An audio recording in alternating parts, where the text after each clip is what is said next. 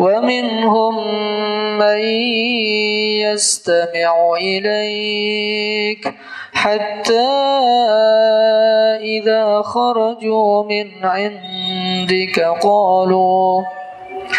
قالوا للذين أوتوا العلم ماذا قال آنفا أولئك الذين طبع الله على قلوبهم واتبعوا أهواءهم. الحمد لله رب العالمين والصلاة والسلام على أشرف الأنبياء والمرسلين نبينا محمد وعلى آله وصحبه أجمعين ومن تبعهم بإحسان إلى يوم الدين أما بعد. Alhamdulillah, segala pujiannya milik Allah Subhanahu wa taala. Kembali kita dimudahkan, Masya Allah, dengan segala hujan yang derasnya hujan. Kita masih bisa berkumpul di tempat yang penuh berkah ini dalam rangka melanjutkan kajian kita, yaitu Sirah Nabawiyah, dan kita sudah sampai kepada tahap di mana Nabi sallallahu alaihi wasallam beserta para sahabatnya saat itu sudah diberikan kepada mereka sekian cara oleh para kufar Quraisy, sampai-sampai mereka pun kehabisan akal. Diskusi sudah ditempuh, enggak berhasil. Tekanan maupun persekusi tidak berhasil. Artinya baik cara halus maupun cara kasar, Nabi sallallahu alaihi wasallam beserta para sahabatnya terus gigih dalam mendakwahkan al-Islam. Hanya saja perlu diketahui bahwa saat itu Abu Thalib dia berpikir bahwa sudah beberapa kali keponakannya yaitu Nabi sallallahu alaihi wasallam dicoba untuk dibunuh. Artinya bagaimana sebelum Umar masuk Islam, maka Umar masuk Islam saat awalnya itu adalah ingin membunuh Nabi sallallahu alaihi wasallam. Begitu juga dengan Uqbah bin Abi Mu'aid, pernah mencekik Nabi sallallahu alaihi wasallam dengan niat untuk membunuhnya. Dan yang terakhir kemarin paling hangat adalah tatkala ketika Abu Jahal berusaha untuk melemparkan batu tatkala Nabi sallallahu alaihi wasallam itu sujud. Artinya percobaan untuk membunuh Nabi sallallahu alaihi wasallam itu nyata. Itu nyata sehingga Abu Thalib menyusun sebuah rencana bagaimana caranya agar keponakannya itu tidak terbunuh. Maka Abu Thalib pun mengumpulkan yaitu dua suku besar yaitu Bani Hashim dan Bani Al-Muttalib untuk sepakat dalam melindungi Nabi sallallahu alaihi wasallam. Di lain sisi, kaum kufar mereka juga telah melaksanakan segala cara. Artinya perlu difikirkan lagi bagaimana caranya untuk menghentikan laju Islam agar tidak makin lama makin berkembang. Maka mereka berkumpul dan terjadilah sebuah kesepakatan di antara kufar Quraisy dalam memboikot Nabi sallallahu alaihi wasallam dan siapa saja yang membelanya. Berkata penulis di sini, Safiyur Rahman rahimahullahu taala, al-muqata'atul 'ammah. Artinya boikot secara global, secara umum, secara besar-besaran. Kata beliau rahimahullahu taala, zadat hayratul musyrikin idza nafadat bihimul hayl. Tatkala musyrikin itu sudah mencoba segala hal dan segala macamnya, maka mereka pun berpikir bagaimana caranya langkah selanjutnya dalam menghentikan dakwahnya Nabi sallallahu alaihi wasallam. Wa wajadu Bani Hashim wa Bani Al-Muttalib musammimina ala hifdhin Nabiyillah sallallahu alaihi wasallam wal qiyam dunah. Barakallahu. Dan saat itu kaum Quraisy mereka mendapati bahwa Bani Hashim maupun Bani Muttalib mereka sudah sekongkol dalam apa? Dalam melindungi Nabi sallallahu alaihi wasallam. Kainan man kan. Fajtami'u fi khayfi Bani Kinanah min Wadi al-Muhassab fatahalafu ala Bani Hashim wa Bani al-Muttalib. Maka tatkala itu Kufar Quraisy, penduduk masyarakat Mekah sepakat, rapat sekali lagi. Dan kita sudah sama-sama mengetahui setiap hasil rapat dari mereka pasti hasilnya itu dahsyat, luar biasa. Bagaimana kerasnya mereka dalam menahan laju dakwahnya Nabi sallallahu alaihi wasallam. Maka setelah mereka rapat, keputusannya itu adalah bahwa mereka sepakat untuk apa? Untuk alla yunakihuhum. Kita boikot ramai-ramai. Gak boleh ada yang menikahi mereka. Gak boleh ada yang menikah dari Bani Hashim maupun Bani Al-Muttalib. Gak boleh menikah dengan mereka. Wala yubayi'uhum. Gak boleh saling jual beli dengan mereka. Wala yujalisuhum. Gak boleh duduk-duduk dengan mereka. Sekedar duduk aja gak boleh. Wala yukhalituhum. Ngumpul sama mereka pun gak boleh. Duduk-duduk pasti ada ngobrolnya. Cuma ngumpul doang gak boleh. Wala yadkhulu buyutahum. Gak boleh masuk ke rumah mereka. Wala yukallimuhum. Gak boleh ngomong sama mereka. Hatta yuslimu ilaihim Rasulullah sallallahu alaihi wasallam lil qatl.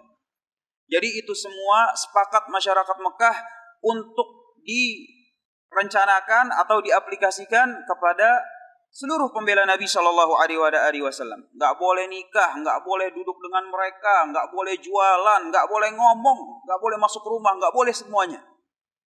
Satu masyarakat sepakat untuk memboikot mereka sampai kapan? Hatta yuslimu ilaihim Rasulullah sallallahu alaihi wasallam lil qatl.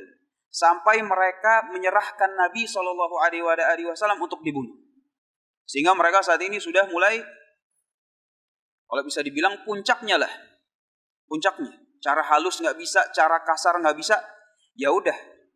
Kalau kemarin cara halus maupun cara kasar dilancarkan hanya kepada Nabi sallallahu alaihi wasallam dan para sahabatnya, yang sekarang kata masyarakat Mekah bukan cuma Nabi sallallahu alaihi wasallam dan para sahabatnya, tetapi semua yang membela mereka.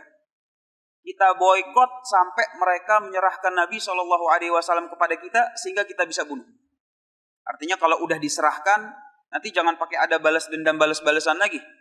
Urusan kelar. Jangan nanti minta ganti rugi karena telah membunuh sukunya segala macam. Enggak. Diserahkan untuk dibunuh, selesai urusannya. Maka mereka pun mencanangkan boikot tersebut kepada Banu Hashim maupun Banu Al-Muttalib.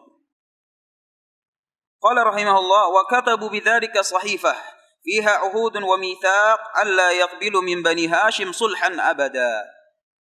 Maka mereka pun tulis sebuah spanduk gitulah kalau zaman sekarang gitu kan, yang terbuat dari kulit binatang. Tulisannya adalah tidak terima damai dari Bani Hashim. Abadan, enggak terima damai. Tidak terima damai dari Bani Hashim selamanya. Wala ta'khudhum bihim ra'fah hatta yuslimuhu lil qatl. Tidak terima damai dan jangan kalian bersikap lembut dengan mereka. Subhanallah. Ditulis di mana? Dipasang di depan Ka'bah. Jadi setiap orang yang lewat itu melihat spanduknya, tidak terima damai dari Bani Hashim. Tidak terima damai dari Bani Hashim. Jangan berbuat lembut kepada mereka. Itu tulisannya di depan Ka'bah, semua orang bisa melihat. Qala Ibnu Al-Qayyim rahimahullah ta'ala yuqadu katabaha Mansur ibn Ikrimah ibn Amir bin Hashim. Kata Ibnu Al-Qayyim rahimahullah ta'ala,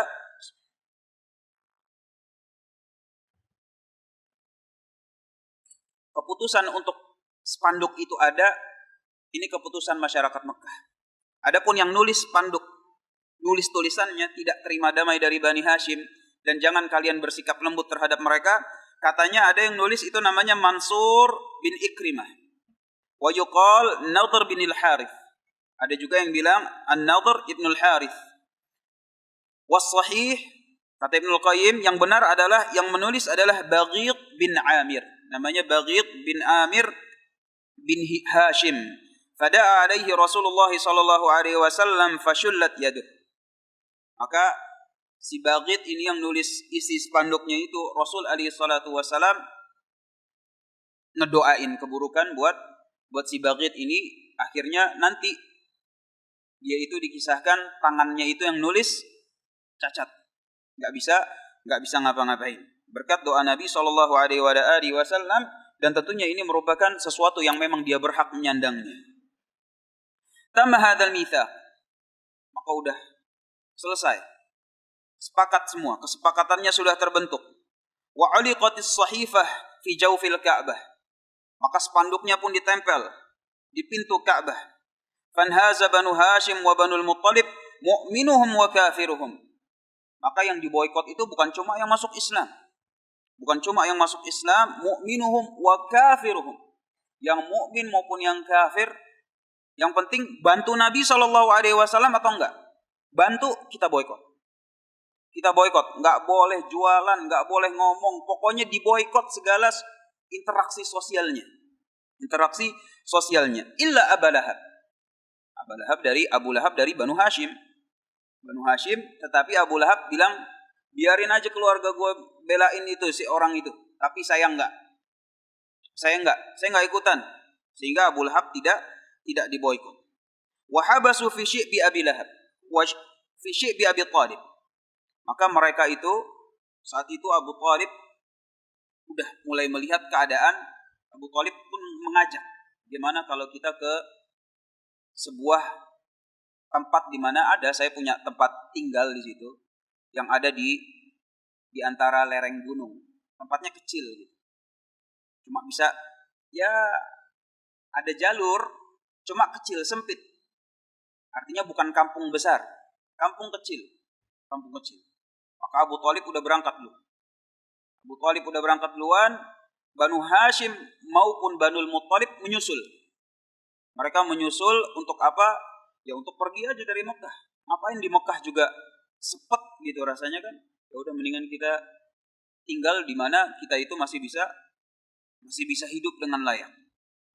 Mereka pun pindah semuanya dari Mekah keluar ke sebuah tempat yang namanya Syi'b Abi Thalib. Syi'b itu ya itu tadi, jalur yang sempit di antara lereng gunung, tapi bisa ditinggalin. Wa dzalika fi ma yuqal lailata hilalil muharram sanata 7 min al-bi'tsah. Maka yang seperti ini kejadiannya itu adalah bulan Muharram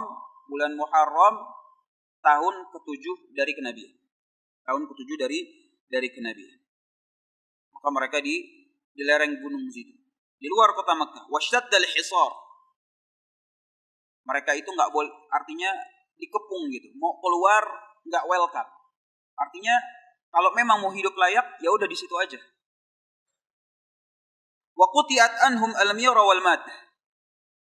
Semua perbekalan yang namanya di atas gunung di lereng kayak begitu, kalau mau cari perbekalan enggak ada yang jualan di situ. Semuanya datang dari Mekah.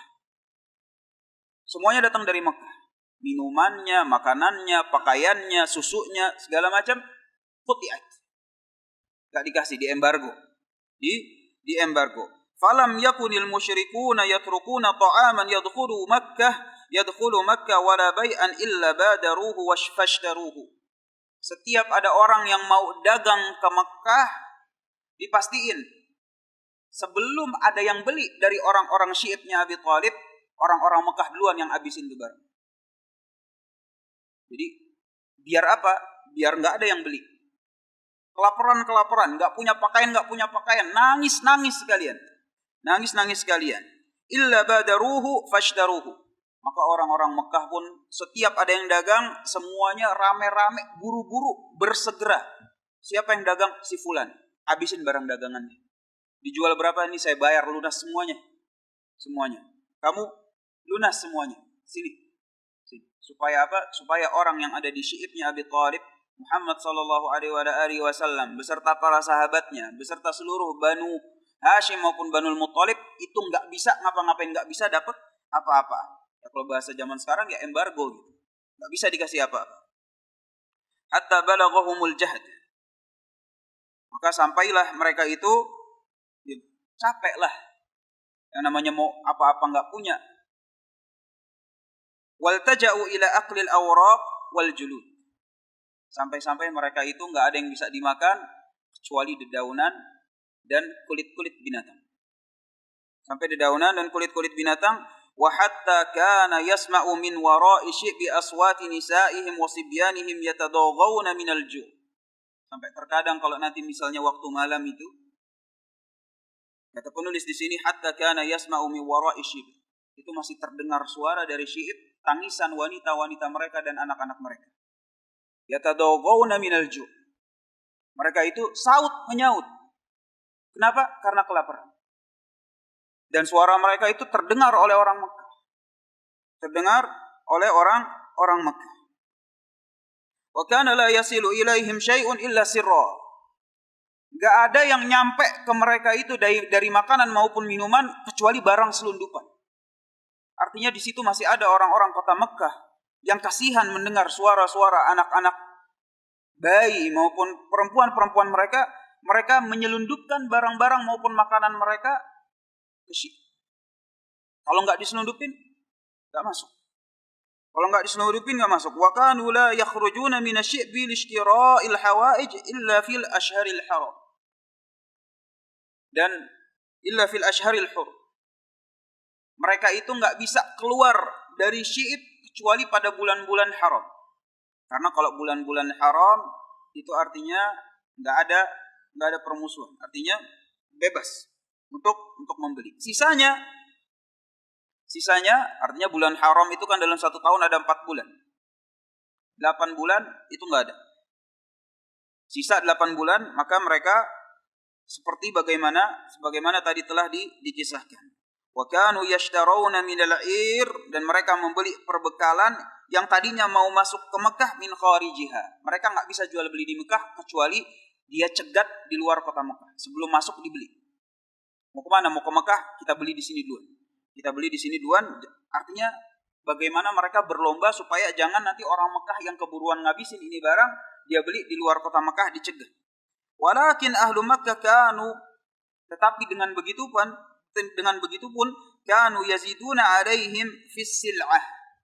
Udah kayak gitu, kalau ketahuan misalnya dia merupakan penduduk Syi'ibnya Abi Thalib, harga dinaikin. Hatta la yastati'una syira'aha, sampai mereka enggak punya lagi, enggak mampu untuk membeli dengan harga sekian. Dengan harga sekian. Wa kana Hakim bin Hizam, terkadang Hakim bin Hizam beliau membawakan kumhan ila ammatihi Khadijah. Membawakan makanan, perbekalan kepada siapa? Kepada Khadijah. Khadijah ini merupakan bibinya Hakim ibn Hizam. Dibawakan segala macam radhiyallahu ta'ala anhuma. Wa qad ta'arrada lahu marrah Abu Jahal fata'allaqa bihi liyamna'ahu. Ketahuan sama si Abu Jahal, si Hakim ibn Hizam ini pernah nyelundupin makanan, habis sama si Abu Jahal. Habis sama Abu Jahal. Jangan diulangin lagi. Kalau diulangin lagi, awas. Ntar kamu yang saya usir ke sana.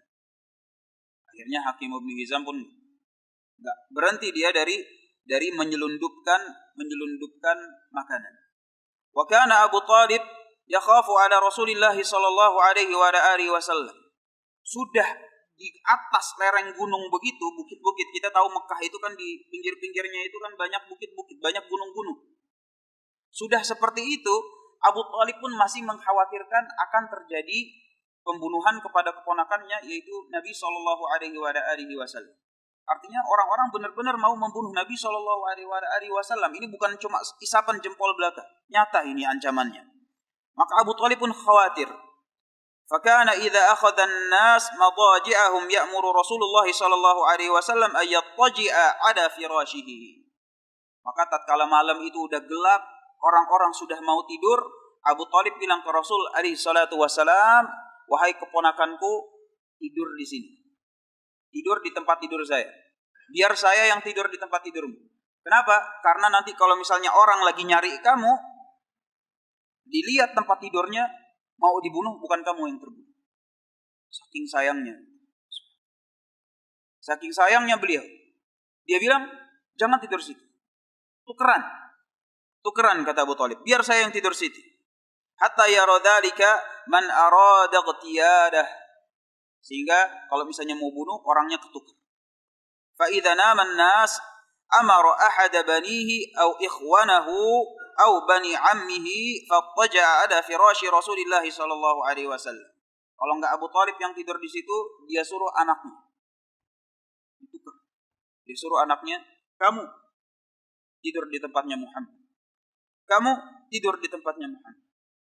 Atau dari keponakannya yang lain, kamu tidur dari sanak saudaranya. Supaya apa? Supaya tatkala mau dibunuh, bukan Nabi SAW yang terbunuh. Sallallahu alaihi wasallam. Wa amarahu ayyati ba'd firash. Maka yang seperti ini terjadi saat itu di sekitar Syi'ib atau di dalam Syi'ibnya Abu Thalib. Wa kana Rasulullah sallallahu alaihi wa alihi wasallam wal muslimuna yakhrujuna fi ayyamil mausim. Bersamaan dengan hal tersebut, kalau tiba musim haji, Rasul alaihi salatu wasallam dan para sahabatnya itu turun ke Mekah. Turun ke Mekah. Untuk apa? Wa yad'unahum ilal Islam. Karena kalau haji yang datang ke Mekah itu bukan cuma orang Mekah, tetapi orang dari penjuru negeri itu datang. Sehingga kita lihat bagaimana Nabi Shallallahu Alaihi Wasallam beserta para sahabatnya itu melihat dakwah itu sebuah opportunity. Gitu. Pahit, yang penting gua dakwah. Gitu. Beda sama kita gitu, yang mentalnya mental tahu tempein. Dakwah cuma dikit doang. Kita udah cari tempat lain. Dahulu subhanallah, kalau anak tinggal di sebuah daerah gitu, imam sholat subuh anak itu kunut subuh. Dan anak gak suka. Saat itu aja cuma baru gitu doang, anak udah pindah. Cari tempat tinggal lain aja deh, masjidnya gak suka. Baru gitu doang. Baru cuma kunut subuh kagak cocok, cari tempat tinggal lain. Ya, tempe pak. Tempe. Sedangkan Rasul alaihi salatu wassalam mau turun ke Mekah bakal diboikot. Tapi dia tahu ada orang lain yang siap untuk mendengar dakwah saya. Turun. Dia perintahkan sahabatnya juga ikut turun. Nabi SAW turun, sahabatnya turun. Berdakwah. Artinya semangat mereka untuk mewarnai orang lain itu luar biasa besar. Sehingga bagaimana kedudukan mereka, derajat mereka di sisi Allah Subhanahu wa taala itu ala darajatil ula. Itu derajat paling top. Yang mana kita ini yang bilang ngikut sahabat. Ternyata dalam aplikasi dakwah saja baru kena sentil dikit kita udah melempem, Pak. Enggak boleh, di sini enggak boleh kayak begitu. Oh iya, Pak. Baru cuma digituin doang, belum diboikot, belum diapa-apain. Belum diapa-apain. Tapi Nabi SAW melihatnya enggak gitu. Bisa dakwah apa enggak? Masih bisa mewarnai atau enggak? Kalau masih bisa mewarnai, jalan terus. Orang mau ngapain aja ini sih urusan lain. Mau harta diambil, mau jiwa diancam, selama saya bisa mewarnai orang lain tentang kebaikan Islam, saya datang ke situ.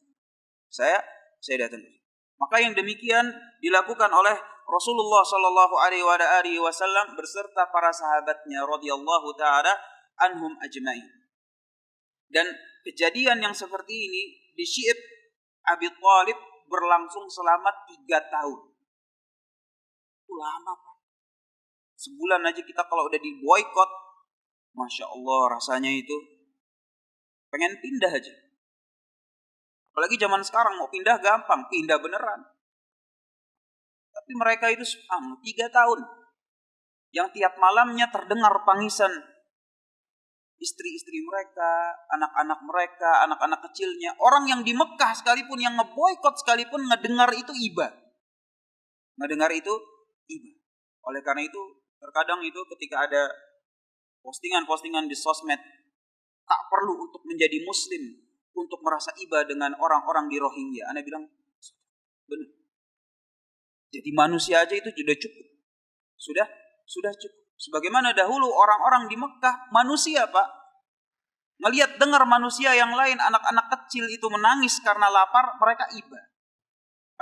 Bahkan mereka untuk membantu menyelundupkan makanan itu ke sana, mereka itu taruh nyawa itu. Kalau ketahuan, bisa-bisa dia juga ikutan diboikot. Tetapi tetap dicoba. Maka yang seperti ini berjalan selama 3 tahun.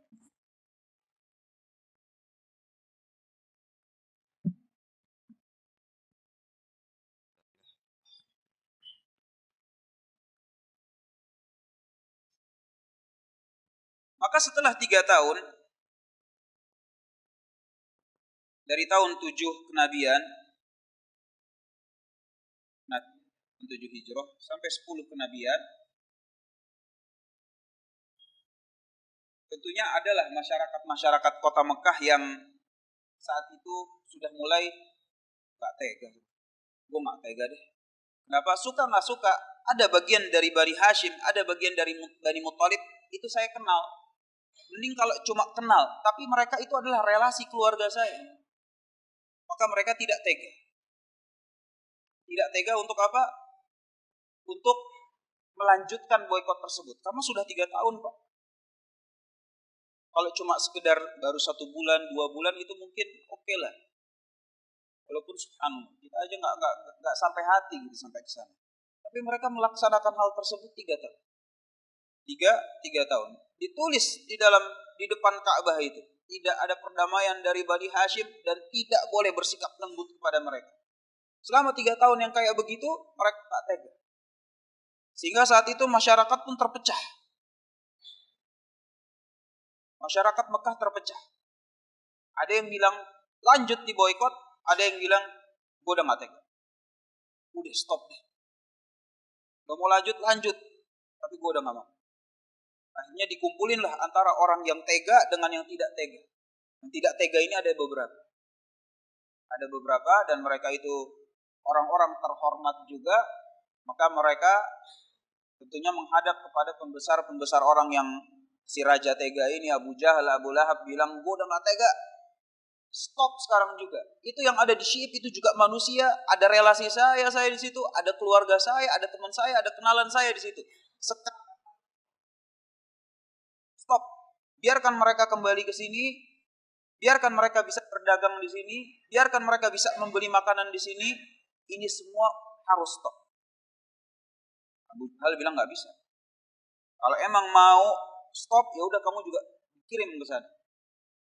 Makanya saat itu yang tidak tega pun juga orang-orang terhormat. Salah satunya adalah Adi bin Mut'im. Nah, ini orang terhormat. Dia bilang, nggak bisa kalau kayak gini. Ini merupakan perjanjian yang dijalankan secara sepihak. Kita nggak sepakat lagi di sini. Kalau sudah nggak sepakat lagi, berarti perjanjian batal. Perjanjian batal. Nggak bisa, akhirnya mereka terus berdebat. Kebetulan Abu Thalib lagi ada di situ. Dia mendengar bahwa ada kabar bahwa Nabi Shallallahu Alaihi Wasallam baru terima wahyu.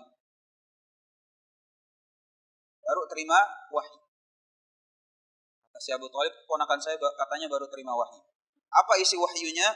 Isi wahyunya adalah Allah Subhanahu wa taala memerintahkan semut-semut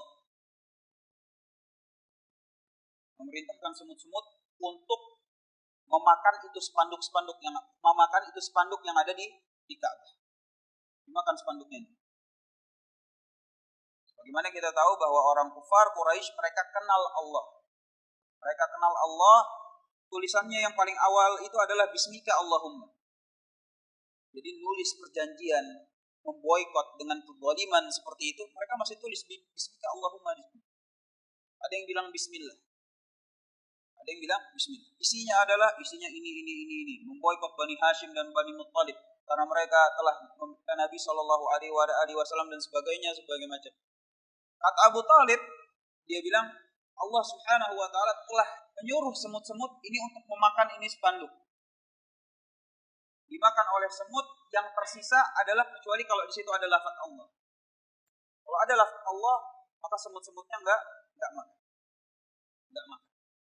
Ini lagi debat-debatnya gitu kan. Maka Abu Thalib bilang, gimana kita cek? Kita cek aja. Kalau benar perjanjian batal. Biar Muhammad SAW suruh turun ke sini, pulang ke kampungnya. Tapi kalau salah, silakan lakukan sesuka. Diceklah sama mereka, subhanallah benar. Semut-semut lagi memakan ini isi spanduk, yang tersisa tinggal lembaran-lembaran atau daerah-daerah yang di situ ada lafaz Allah Subhanahu wa taala. Nah, maka di situ orang-orang itu melihat bahwa mereka melihat sebuah ayat yang besar. Mereka melihat sebuah ayat yang besar, menunjukkan bagaimana kebenaran Nabi Shallallahu Alaihi Wasallam. Wa yarawna ayatan yu'riduhum wa yaquluna sihrun. Ayat yang besar, wa yaqulun, dan mereka bilang ini sihrun mustamir. Ini sihir yang sampai dari kemarin itu kok masih berlanjut sampai hari ini.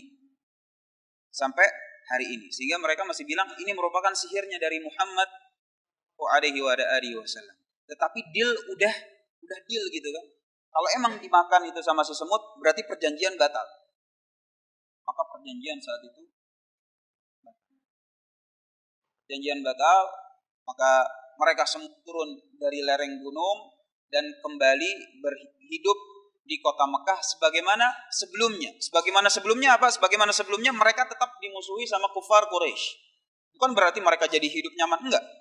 Mereka kembali tapi tetap dimusuhi. Dimusuhi. Nah, tatkala sudah pada tahun 10 kenabian,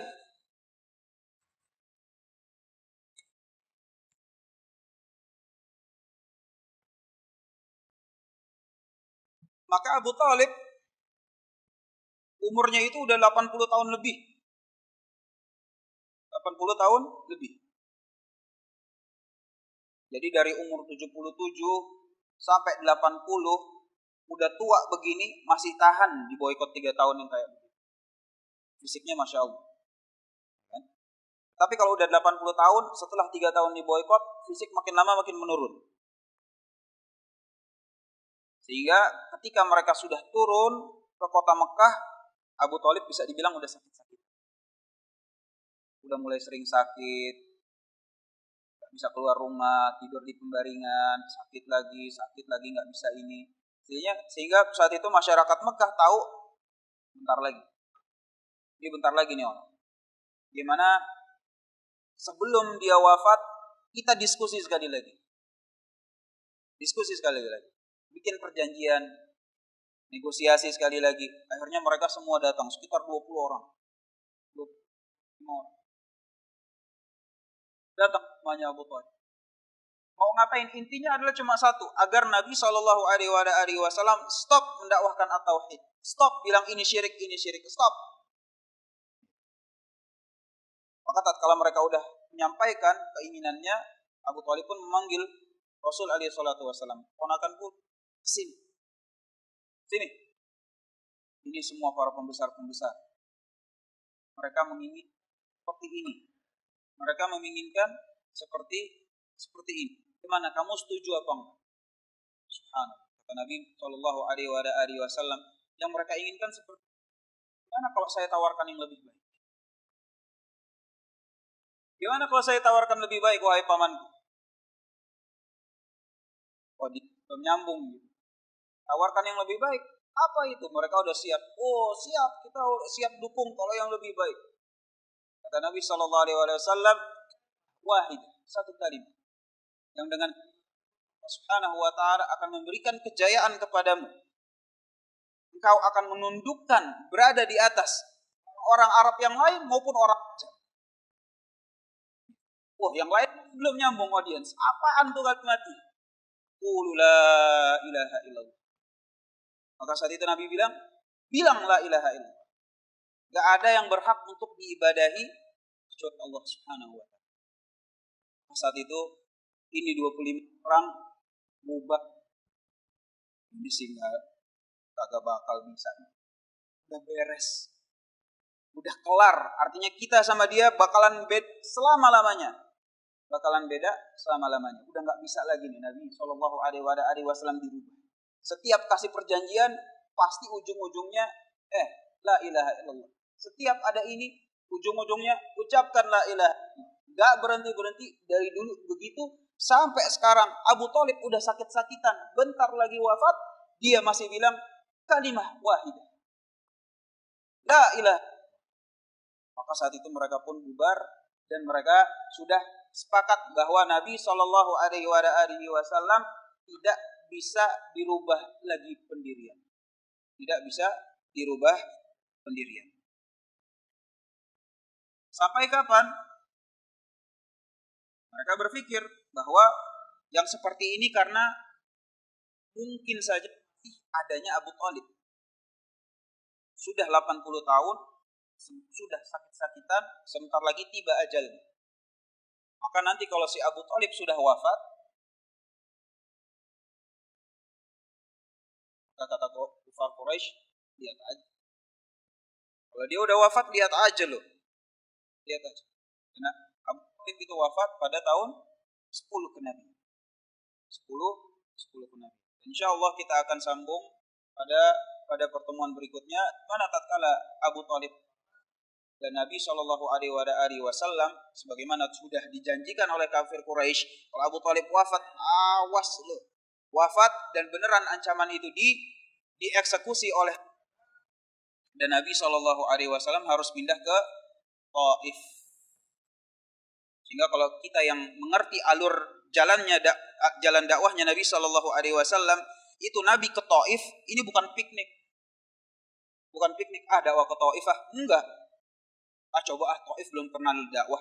Enggak. Dakwah ke Taif karena di Mekah itu sudah dihabisi. Sehingga kita mengetahui bagaimana jalan atau jalur dakwahnya Nabi Shallallahu Alaihi Wasallam dengan kisah-kisah atau pemaparan yang sudah disampaikan sehingga memiliki pemahaman yang lebih baik dan insyaallah taala kita sambung yang seperti ini pada pekan berikutnya. Hada. Wallahu a'lam.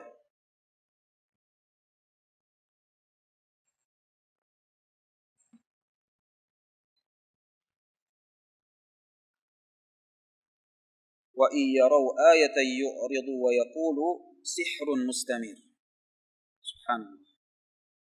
Tatkala mereka melihat yang semut seperti itu aja, kata Allah Subhanahu wa taala, dan ketika mereka melihat ayat yang besar, yu'ridu wa yaqulu sihrun mustamir, mereka tetap berpaling dari ayat yang seperti itu dan bahkan mereka tetap bilang bahwa inilah sihir yang nyata. Insyaallah taala kita sambung pada pertemuan berikutnya. Semoga Allah Subhanahu wa taala mudahkan. Wallahu a'lam bishawab. Wa akhiru da'wana alhamdulillahirabbil alamin. Wassalamualaikum warahmatullahi wabarakatuh. والذين اهتدوا زادهم هدى وآتاهم تقواهم